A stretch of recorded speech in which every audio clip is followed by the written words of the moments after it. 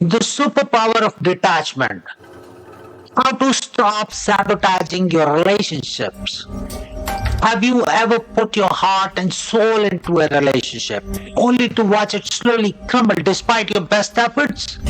It's one of the most frustrating and heartbreaking experiences a person can go through. You are giving it your all, working tirelessly to make it work. But no matter how hard you try, things just keep getting worse. Meanwhile, you look around and see other couples who seem to effortlessly glide through their relationships, and you can't help but wonder, what am I doing wrong? My friends, the answer may lie in the power of detachment. You see, the irony is, the more we try to control and cling to our relationships, the more we end up sabotaging them. It's like trying to hold on to a sand, and tighter you squeeze, the faster it slips through your fingers. But when we learn to let go, to detach ourselves from the outcome, something magical happens. We create the space for our relationships to breathe, to flourish, and to become the beautiful, authentic connections we have always craved. In this video, we are going to explore the life-changing power of detachment in the realm of relationships. We'll dive into why it's so challenging to overcome the emotional attachment, the common mistakes people make when trying to detach, and practical strategies to help you let go and create the healthy, fulfilling relationships you deserve.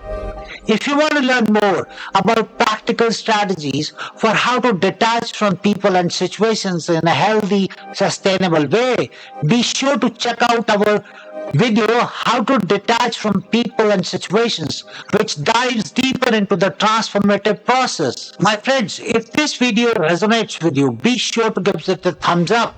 That way, channel will recommend more videos on this important topic, helping you recover and get to a better place faster.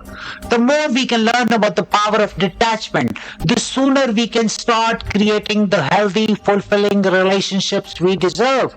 Now, first, let's talk about why is it hard to overcome emotional attachment. The truth is, emotional attachment is a deeply ingrained part of the human experience. From the moment we were born, we are wired to form the strong bonds with the people around us. It's a survival mechanism that helped our ancestors stay safe and secure in the harsh realities of the past. But in the modern world, this innate drive to attach can often work against us, especially when it comes to our romantic relationships. Take the story of a young professional. For example, they had been dating their partner for about a year, and the things were going really well. They felt a deep connection and a sense of security and belonging that they had never experienced before. However, as the time went on, they started to notice themselves becoming increasingly clinging and anxious.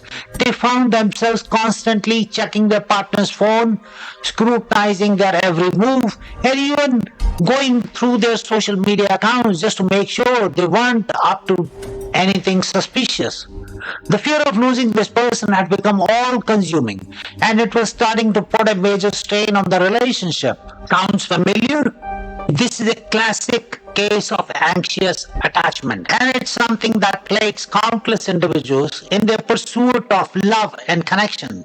You see, when we experience attachment wounds from our childhood, whether it's from an absent, neglectful, or overbearing caregiver, we develop these deep-seated beliefs that we are not good enough, that we are unlovable, and that we will be abandoned and if we don't constantly prove our worth. And so in our adult relationships, we cling desperately to our partners, terrified of the thought of them leaving us. We become obsessed with their every move, constantly seeking validation and reassurance. And ultimately, we end up pushing them away with our needy, clingy behavior. It's a vicious cycle that can be incredibly difficult to break, but it's crucial that we do if we want to create the healthy, fulfilling relationships we deserve. Because the truth is, no amount of control or manipulation can ever truly fill the void left by those unmet childhood needs. The only way to heal and find true lasting love is to learn the art of detachment. What do people do wrong when trying to detach and let go? Now you might be thinking, okay, I get it. Attachment is a problem and I need to learn to let go. But how do I actually do that? Well, my friends, that's where the things can get a little tricky. You see, the process of detachment is not as simple as just snapping your fingers and suddenly becoming this Zen-like, emotionally detached individual. It's a delicate dance and it's easy to misstep along the way. Let's take a look at some of the common mistakes people make when trying to detach and let go. The first and perhaps most common mistake is trying to force the detachment process. We get so frustrated with our neediness and our clinginess, our inability to just let go, that we end up in this state of white knuckle determination, gripping onto the idea of detachment with all our might. Think of it like trying to hold your breath underwater. The harder you try, the more you end up struggling and ultimately failing. This kind of forceful, effortful detachment is only ineffective, but it can actually backfire and make the attachment even stronger.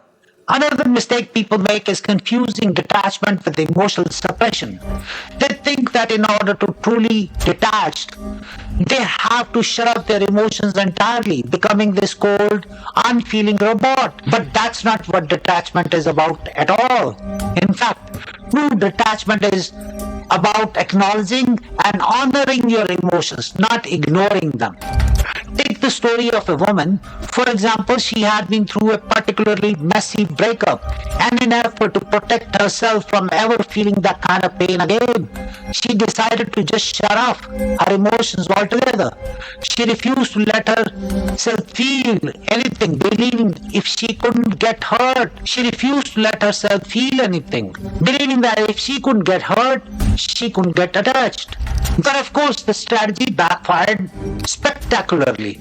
She found herself completely disconnecting from her own heart, unable to experience the full range of human emotions that make life so rich and meaningful. She was like a robot going through the motions of life but never truly feeling alive. The third mistake people make is trying to detach from the wrong things. It's important to understand that true detachment isn't about cutting ourselves off from our loved ones entirely. It's not about becoming this independent, self-sufficient island, untouched by the joys and sorrows of human connection. No, true detachment is about letting go of the need to control the outcome of our relationships, to possess our partners, to define our worth by their actions. It's about creating a healthy interdependent bond where we can be fully ourselves and secure in the knowledge that we are enough with or without our partner. Take the story of a married couple. One partner had always been the more dominant, controlling partner in the relationship, constantly trying to mold the other into their idea of perfect spouse. They would get upset if their partner made decisions without their input, and they would constantly criticize and nitpick, believing that if they could just get their partner to change, their relationship would be perfect. But of course, this strategy backfired. The other partner felt constantly smothered and resentful, and their once vibrant relationship was slowly withering away. It wasn't until the controlling partner finally learned to let go, to detach from their need to control their partner, that they were able to rebuild their connection on a foundation of mutual respect, trust, and genuine love. So, in summary, the key mistakes to avoid when trying to detach and let go are: 1. Trying to force the detachment process. 2. Confusing detachment with emotional suppression. And 3. Trying to detach from the wrong things. Instead, we need to approach detachment with a gentle, compassionate mindset, honoring our emotions and focusing on letting go of the need to control our relationships. How to detach from people and situations. Alright, now that we have identified some of the common pitfalls, let's dive into the practical strategies for how to actually detach from people and situations in a healthy, sustainable way. The first step is to become more self aware. Take a step back and observe your own thoughts, feelings, and behaviors when it comes to your relationships. When do you find yourself struggling with attachment the most? What are the specific triggers or situations that cause you to cling and grasp? For example, maybe you notice that you always start to panic and obsess whenever your partner goes out with their friends without you. Or perhaps you find constantly checking your ex's social media even though you know it's not healthy. Identifying these patterns is the first crucial step towards breaking free. Once you have pinpointed your attachment triggers, the next step is to start practicing mindfulness and acceptance. When those intense emotions start to arise, don't try to fight them or suppress them. Instead, take a deep breath and simply observe them like a curious scientist studying a fascinating phenomena. Say to yourself, there's the familiar feeling of anxiety again. I notice it in my racing heart and my clenched fist. Don't judge it. Don't try to make it go away. Just allow it to be without getting swept away in the story or the drama. This might sound simple, but it's incredibly powerful. By cultivating this non-judgmental, curious awareness, we start to create distance between ourselves and our emotions. We realize that we are not our emotions. We are the observer, the witness to the storm rather than the storm itself. And as we get better at this practice, we start to find the intensity and duration of those attachment fueled emotions begin to decrease. We become less reactive, more grounded, and better able to make conscious choices about how we want to respond rather than just impulsively reacting. Another key strategy is to focus on rebuilding your sense of self-worth and self-love. So often our attachment issues stem from a deep-seated belief that we are not good enough, that we need someone else to complete us or validate our worth. But the truth is, your worth is not defined by your relationship or your partner's opinion of you. You are a whole, complete, inherently valuable human being, regardless of whether you are single, dating, or in a committed relationship. So make a point to regularly engage in self-care practices that nurture and affirm your sense of self-worth.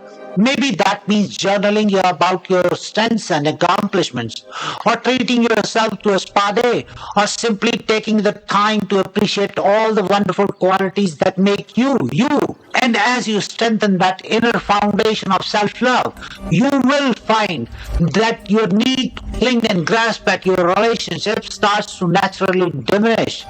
You will be able to approach your partner from a place of abundance rather than scarcity, secure in the knowledge that you are whole and complete, whether they are by your side or not. Finally, it's important to cultivate a support system of people who can hold you accountable and offer a fresh perspective when you are struggling with attachment. This could be a close friend, a therapist, or even a support group of others who have been through similar challenges. Having this community can be invaluable because they can help you see the blind spots that you might be missing, and they can also provide a safe, non-judgmental space for you to process your emotions and work through the ups and downs of the detachment journey. Remember that detachment is not something that happens overnight. It's a lifelong practice, a muscle that has to be continuously strengthened and flexed. But with patience, self-compassion, and a willingness to do the inner work, you can absolutely Break free from the chains of emotional attachment and create the healthy, fulfilling relationships you deserve. I encourage you to leave a comment below. What specific thing has been stopping you from detaching?